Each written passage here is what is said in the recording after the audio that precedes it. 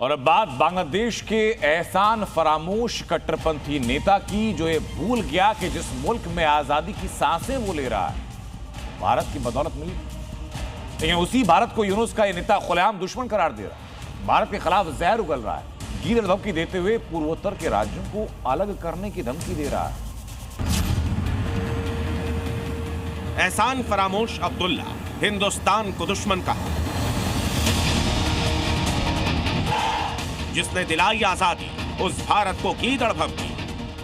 बांग्लादेशी कट्टरपंथी की 7 सिस्टर्स वाली धमकी।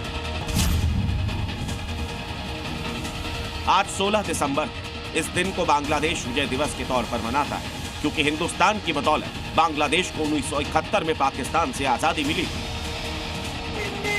इसके लिए बांग्लादेश को भारत का शुक्रगुजार होना चाहिए, लेकिन शेख हसीना का विरोध करते करते वहां के कट्टरपंथी नेता अब भारत के विरोध पर खुलेआम उतर आए हैं। इन्हीं में से एक एहसान फरामोश हसनत अब्दुल्ला, जिसने ढाका की एक रैली में भारत के खिलाफ जमकर जहर उगला। इस कट्टरपंथी नेता ने ढाका में रैली के दौरान खुले मन से भारत को क्या क्या गीदड़ भभकी दी है, वो भी जान लीजिए।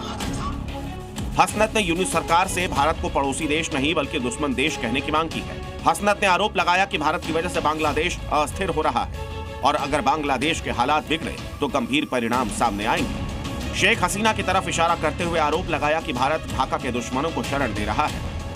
हम भारत विरोधी ताकतों के साथ मिलकर काम करेंगे और पूर्वोत्तर राज्य, जिन्हें 7 सिस्टर्स कहा जाता है, उन्हें भारत से अलग करने में मदद करेंगे।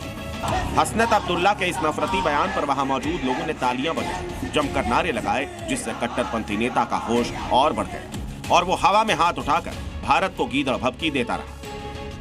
हसनत अब्दुल्ला बांग्लादेश की नेशनल सिटीजन पार्टी का सीनियर लीडर है। शेख हसीना के खिलाफ उग्र आंदोलन का प्रमुख चेहरा रहा था। भारत के खिलाफ कई बार जहर उगल चुका है। हसनत की पहचान कट्टरपंथी नेता के तौर पर है, मगर इसने अपने भड़काऊ बयान में 7 सिस्टर्स का जिक्र क्यों किया, अब ये समझिए। दरअसल 7 सिस्टर्स भारत के 7 पूर्वोत्तर राज्य हैं: अरुणाचल प्रदेश, असम, मणिपुर, मेघालय, मिजोरम, नागालैंड और त्रिपुरा। इनमें असम, मेघालय, त्रिपुरा और मिजोरम की सीमाएं बांग्लादेश से लगती हैं।